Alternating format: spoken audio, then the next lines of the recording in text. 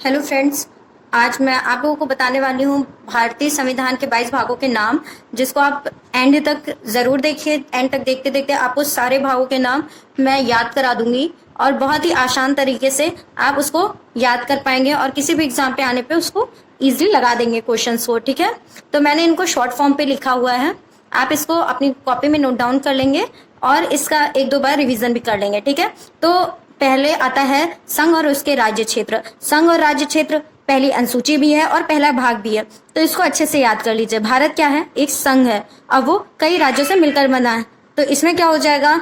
संघ और उसके राज्य क्षेत्र। दूसरा आता है नागरिकता। अगर हम भारत हैं तो भारत हम लोगों के लिए, जो भारत का संविधान है वो हम लोगों के लिए बना है। ठीक है, तो भारत के लोगों से मिलकर बना है, तो यहाँ पे जो भाग 2 है वो नागरिकता से जुड़ा हुआ है। ठीक है, तीसरा है जब संविधान भारत के लोगों का है, भारत के नागरिकों का है, तो उनको कुछ फंडामेंटल राइट्स दिए गए हैं, जो कि भाग 3 में है, जिसका नाम है मौलिक अधिकार या फिर फंडामेंटल राइट। ठीक है, फिर भाग 4 राज्य के नीति निर्देशक तत्व, इसको हम लोग डीपीएसटी भी बोलते हैं। राज्य के नीति निर्देशक तत्व में राज्यों के बारे में और राज्यों के लिए कुछ स्पेशल अनुच्छेद में कुछ स्पेशल चीजें दी गई हैं। ठीक है, और 4 का में क्या है? मौलिक, जैसे मौलिक अधिकार है वैसे ही 11 मौलिक कर्तव्य भी दिए गए हैं। ठीक है, भाग 5 है संघ। संघ मीन्स यूनियन। भाग 5 है यूनियन मतलब संघ। भाग 6 राज्य से है। ठीक है, भाग 5 संघ, भाग 6 राज्य। भाग 7 हटा दिया गया है। भाग 8 केंद्र शासित प्रदेश। पहले संघ आता है, फिर राज्य आता है, फिर केंद्र शासित प्रदेश आते हैं। ये तो एक सिस्टमेटिक है, आप इसको याद कर लीजिएगा। 5, 6, 7 संघ, राज्य, केंद्र शासित प्रदेश। भाग 9 है पंचायत से। ठीक है, और भाग 10 है एससी और एसटी क्षेत्रों का प्रावधान दिया गया है भाग 10 में। भाग 11 है केंद्र और राज्य में संबंध। 11 एक और एक मिलकर होता है 11, तो केंद्र और राज्य से मिलकर बनता है केंद्र राज्य संबंध, भाग 11।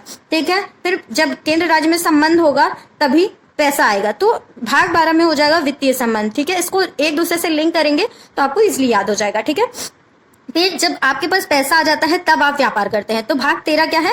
व्यापार और वाणिज्य से। ठीक है, और भाग 14 है लोक सेवाएं। ठीक है, व्यापार वाणिज्य जो लोग नहीं करते हैं वो लोग क्या करते हैं? जॉब करते हैं, लोक सेवाएं करते हैं। ठीक है, लोक सेवाओं में जॉब करते हैं। ठीक है, भाग 15, अब इतना कुछ है, तो भाग 15 है निर्वाचन से जुड़ा हुआ। ठीक है, और भाग 16 कुछ विशेष वर्गों के लिए उपबंध है, जैसे एससी, एसटी और एंग्लो इंडियंस के लिए। ठीक है, भाग 17 दिया हुआ है राजभाषा।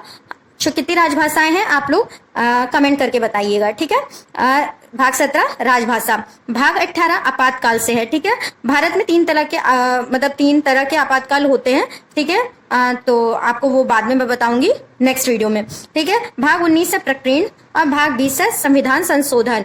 ठीक है, और भाग 21 हो गया आपका विशेष उपबंध है, विशेष उपबंधों से है, और भाग 22 है संक्षिप्त, उसको बोल सकते हैं संक्षिप्त नाम, हिंदी को प्राधिकृत पाठ या फिर हिंदी भाषा का विकास से है। ठीक है, तो इसी तरह हम लोग इसको एक दो बार रिवीजन कर लेंगे तो हमें सारे भागों के नाम इजीली याद हो जाएंगे। ठीक है, पहले हम भारत के हैं और हम भारत के नागरिक हैं, हमें नागरिकता प्राप्त है, हमें कुछ अधिकार प्राप्त हैं, और जो राज्य हैं, हम जिन राज्यों में रहते हैं उन राज्यों को कुछ स्पेशल वो हैं, वो भाग 4 में है।